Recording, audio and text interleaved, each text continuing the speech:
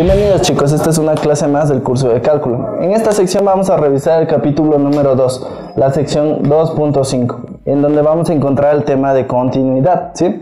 Empecemos entonces. ¿Qué es la continuidad? La continuidad es de una función, ¿no es cierto? Hablamos de continuidad en una función en un punto, ¿no es cierto? Es decir, en un punto de ¿dónde? Del dominio de la función, ¿sí? ¿Qué debe pasar para que esta función, una función cualquiera de hecho, sea continua? Deben pasar tres cosas. Primero, que la función, cualquiera que ésta sea, debe estar definida en el punto A, ¿sí? Es decir, en un punto cualquiera, ¿ya? Debe estar definida, es decir, que existe. Por ejemplo, si tenemos una función racional, ¿no es cierto? Debemos fijarnos en el denominador y ver que ese número, ¿no es cierto?, no causa ningún problema en el denominador, por ejemplo. ¿Listo? Eso. Lo siguiente que debemos hacer o averiguar es qué pasa con el límite. Y este límite, cuando x tiende a ese punto A, ¿sí?, de la función, este debe existir. Este límite también debe existir, ¿sí? Es decir que existen los límites laterales por izquierda y por derecha y son iguales, entonces el límite existe, ¿sí? Y finalmente, para que la función sea continua debe pasar lo siguiente, que el límite de la función cuando x tiende a A debe ser igual, ¿sí?, a la función evaluada en el punto A, ¿sí? Es decir, que los dos primeros me sirven para existencia, pero al final lo que debe pasar es que los dos anteriores deben ser iguales, ¿sí? Deben existir y al final el límite debe ser igual a la función evaluada en el punto. Eso es una función continua. Es decir, prácticamente, ¿qué es lo que pasa? Que cuando yo estoy graficando mi función o tengo la gráfica de mi función, esta gráfica debe darse de manera espontánea, es decir, debo poder dibujarla sin alzar la mano. ¿Listo? Ahora, si una función no es continua, es decir, si no cumple una de estas propiedades, se dice que es discontinua. ¿Listo? Ok, ahora tenemos casos, ¿verdad?, de continuidad. Por ejemplo, ¿cómo será la continuidad solo por la izquierda? Es decir, que solo va a existir ¿qué? El límite por la izquierda, ¿no es cierto?, de la función, y debe ser igual a la función evaluada en el punto. Eso es límite por la izquierda, es decir, que el límite de esta función solo existe por el lado izquierdo, el límite lateral por izquierda. Y cuando hay continuidad por derecha, cuando existe el límite lateral por la derecha y es igual a la función evaluada en el punto. Esas son las continuidades, ¿listo?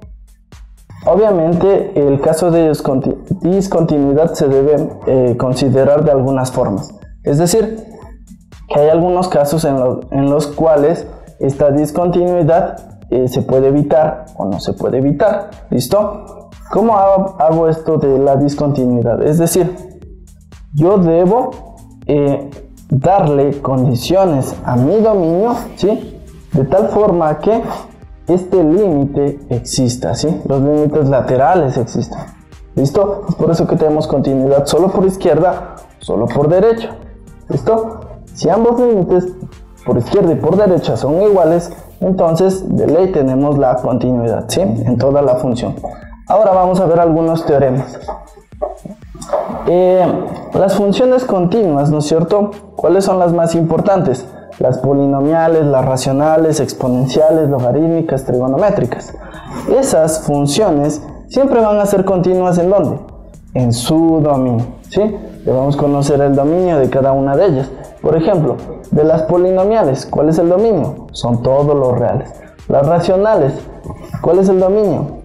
El lugar, ¿no es cierto?, en donde se cumple la condición para el denominador. De igual manera consideramos las restricciones en las exponenciales, que debe pasar, ¿no es cierto?, con el valor de a la x, ¿no es cierto? ¿Qué es lo que debe pasar con ese a? ¿Dónde está? ¿Cómo es la función? Lo mismo con las logarítmicas y las trigonométricas. ¿Listo? Ok. Ahora, otro teorema importante. Vamos a considerar que si f es continuo en un punto B, ¿listo?, y yo tengo una función g aparte, y el límite de esa función cuando x tiende al punto B es igual a B, ¿sí? Entonces, ¿qué es lo que pasa? que yo puedo tomar la composición de la función f de g, ¿no es cierto? La composición f de g de x. Y puedo tomar su límite, ¿no es cierto?, cuando x tiende al punto B, ¿sí? ¿Y qué es lo que pasa? Al final, puesto que f es continua, ¿qué es lo que puedo hacer? Es sacar esa función, ¿no es cierto?, f, e insertar el límite dentro de la composición. Y luego, ¿qué es lo que hago? Tomar el límite, ¿no es cierto?, ¿de qué? De la función g de x, obtengo eso, ¿listo? Y luego hago la composición de f de ese límite, ¿sí? Ese sería un tema muy interesante, es de la composición de funciones. ¿Listo? Esto, por ejemplo, ¿en dónde lo utilizamos? Por ejemplo, cuando tenemos, por ejemplo, x más 2 a la n, por ejemplo. Nosotros sabemos que las exponenciales son continuas en su dominio, es decir, que podemos meter el límite y tomar el límite de x más 1, ¿no es cierto? Y todo eso después a la n. Eso es una exponencial, por ejemplo. Ahora vamos con otro teorema. Si la función g, tenemos una función g que es continua en un punto A, ¿listo? Y f es continua en un punto g de A, ¿sí? Es decir, tengo dos funciones, f y g. ¿Y qué es lo que hago? Tengo un punto A, ¿no es cierto? Lo que va a pasar es que la composición de f o g, o f de g de x, siempre va a ser continua en el punto A. ¿Listo? De igual manera, trabajamos con la composición de funciones. Ahora, hay un teorema que es muy importante y es el teorema de valor intermedio. ¿A qué se refiere este teorema? Simplemente nos dice lo siguiente, que si tenemos una función que es continua en un intervalo cerrado, ¿no es cierto?, en un intervalo AB, ¿listo? Es decir, en el eje de las X tenemos números entre A y B. ¿Qué nos pasa con esto? Si las funciones evaluadas en esos puntos, ¿no es cierto?, A y B son distintos, entonces siempre va a existir un valor C que se encuentra dentro del intervalo AB, tal que esta función evaluada en el punto C, en el punto nuevo, va a ser igual a un n, por ejemplo, donde ese n, ¿qué es lo que hace? Ese n siempre se encuentra entre f de A y f de B, es decir, en el eje vertical.